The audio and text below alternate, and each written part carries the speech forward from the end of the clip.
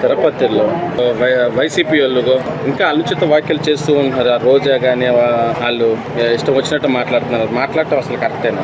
అలా మాట్లాడతారండి. ఎందుకంటే వాళ్ళకి అసలు దేవాదాయ శాఖ ఏంటనేది తెలిస్తే, అసలు దాని మూలం ఏంటో తెలిస్తే, గోవు అంటే విలువ ఏంటో తెలిస్తే, గోవు మీద ఇంత అపవాదం వేస్తే తర్వాత ఎలా అవుతుందో తెలిస్తే మాట్లాడరు. అవన్నీ తెలియలేని వాళ్ళు కదా.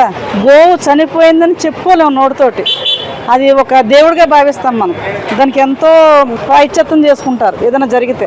అలాంటిది వాళ్ళకి ఏమీ తెలియలేని వాళ్ళు కాబట్టి ఆ గోవు అంటే గోవుకి అర్థమేటో తెలియదు, గుడి అంటే గుడికి అర్థమేటో తెలియదు. ఇంకా అలాంటి మనుషుల కోసం మనం చెప్పుకోవడం అనవసరం. ఆవిడేంటి కలెక్షన్ చేసుకుని ఇంతమందిని తీసుకెళ్లి రోజు ఎంత గడించిందండి? ఆ కోట్లు గడించింది. అందుకని కూర్చోబెట్టాడు దేవుడు.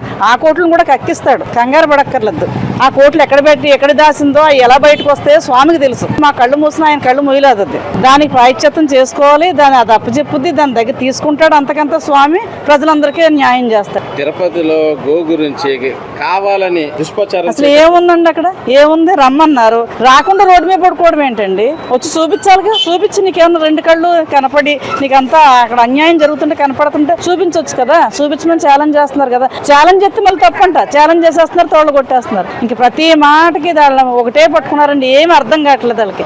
ఏది ఇట్టవలేదు. దేనికో దానికి ఎగేసుకుంటూ వెళ్ళిపోవాలి. ఇది ఒక ఆలోచన అంతే. నవ్వుతారని వాళ్ళకి సిగ్గు, వాళ్ళకి అది ఎప్పుడూ లేదులేండి. అది అంటే ఏంటో అర్థం లేదు. ఏదైనా వాళ్ళు అన్ని వాటికి తెగించున్నారండి. ఆ మనుషులే వేరు, ఆ క్యారెక్టరే వేరు. అంటే వైసీపీ మాజీ ముఖ్యమంత్రి అయ్యింది, ఉన్నతాధికారులు బట్టలు కూడా తీసి నిలబెడతాను, మీరు నన్ను అధికారంలోకి వస్తే మిమ్మల్ని సస్పెండ్ చేస్తానని మాట్లాడటం కరెక్టేనా? ఆయన ముఖ్యమంత్రి హోదాలో శ్రీ జగన్మోహన్ రెడ్డి గారు గత కాలం పరిపాలించి వారు ఉన్నత పదవులను అలంకరించి ఈ విధంగా ఎడ్యుకేటెడ్ పర్సన్స్ ని, ఉన్నత అధికారుల్ని ఈ విధంగా సంబోధించి చాలా హేయమైన భాష, ఆ భాషని అందరూ కూడా రాష్ట్రం మొత్తం దాన్ని అలవర్చుకుంటూ హేయమైన భాష మాట్లాడుతూ ఉంటే మన సమాజానికి ఏమి మెసేజెస్ ఇద్దామనే ఉద్దేశంతో వారు మాట్లాడుతున్నారో అర్థం కావట్లేదు. కానీ చట్టం, ధర్మం ఇవన్నీ కూడా ఒక క్రమంలో వెళ్ళవలసింది ఒక పార్టీ అధ్యక్షుడు వారు అయ్యుండి ఆ విధంగా మిస్లీడ్ చేయడం అనేది చాలా దారుణం. వైసీపీ నాయకులు మొన్న అంటున్నారు, మేము అధికారంలోకి వస్తే గుంటూరు నుంచి అటు నరుక్కుంటూ పోతాం, ఇటు నుంచి ఉత్తరాంధ్ర వరకు మీ అందరినీ బయట లాక్కొట్టు కొడతాం, అది అని మాట్లాడతాం. మనం ఒక డెమోక్రటిక్ కంట్రీలో ఉన్నాం.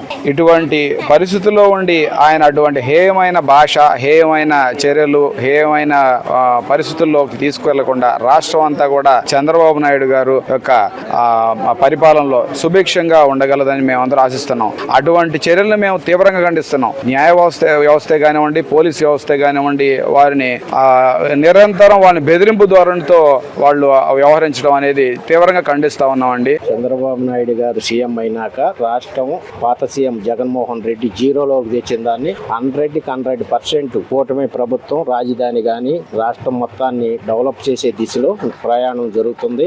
ఈ గవర్నమెంట్ ఏం చేయట్లేదు, అది ఇదని వైసీపీ మాట్లాడుతున్నారు. వాళ్ళు అంతా ఇప్పుడు వాళ్ళు కోర్టుల చుట్టూ, పోలీస్ స్టేషన్ చుట్టూ వాళ్ళ స్కాముల గురించి వాళ్ళే అల్లాడిపోతుంటే ప్రజలు చూడట్లా. మీరు టీవీ చూస్తున్నారు, పేపర్ చూస్తున్నారు. మరి లిక్కర్ స్కాము, అనేక స్కాముల్లో ఇరుక్కుపోయి ఉన్నారు.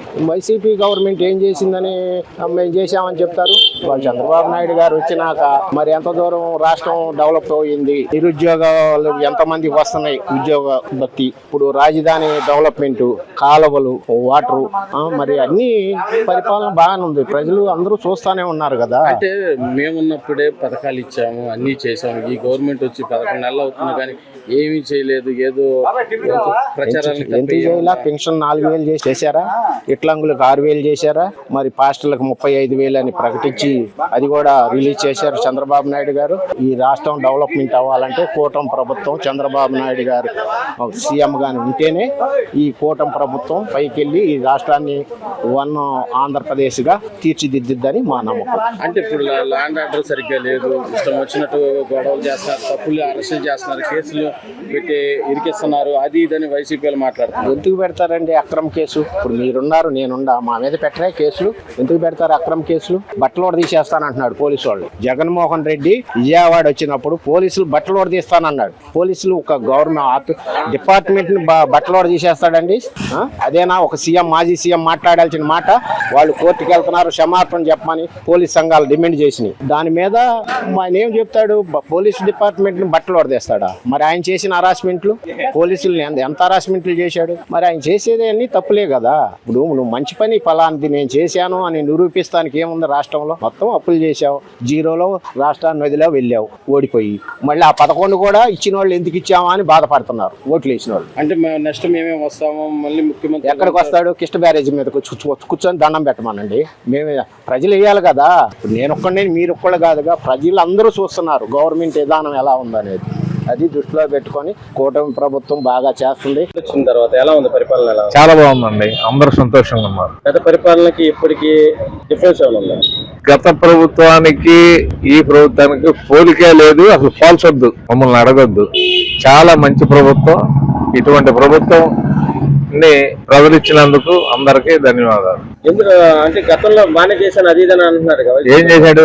రౌడీజం చేశాడు, దుర్మార్గాలు చేశాడు, అవినీతి చేశాడు. ఏ రంగంలో చూసినా అవినీతి.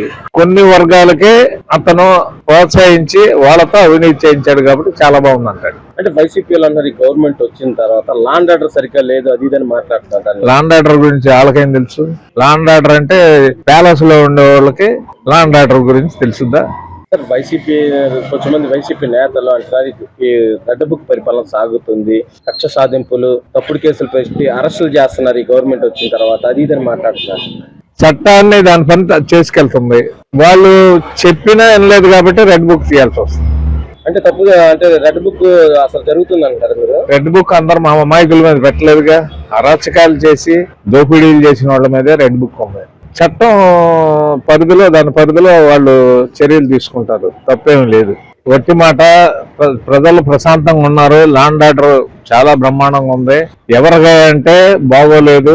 అవినీతి చేసి ఈ సోషల్ మీడియాలో పోస్టులు పెట్టిన వాళ్ళు, అవినీతి చేసిన వాళ్ళు అందరూ కంగారు పడిపోయి లాండ్ ఆర్డర్ బాగోలేదు, అది బాగోలేదు అంటున్నారు తప్పితే ప్రజలు సుఖశాంతులతో ఉన్నారు, అందరు బ్రహ్మాండంగా ఉన్నారు.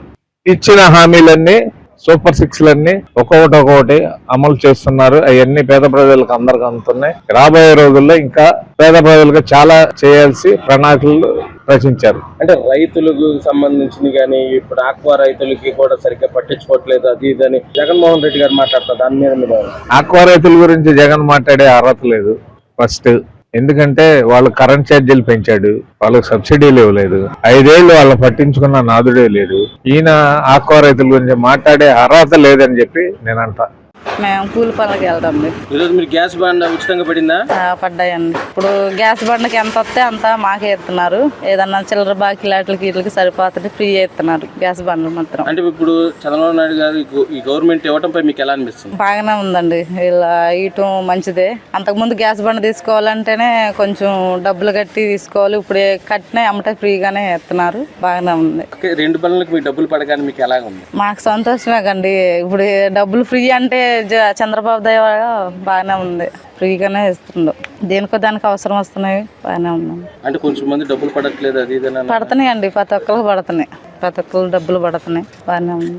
గవర్నమెంట్ మాకు పనులు చూపెడుతున్నారు, అందరికీ మంచి జరుగుతుంది. గవర్నమెంట్ వచ్చిన కాంచి బాగానే ఉందండి.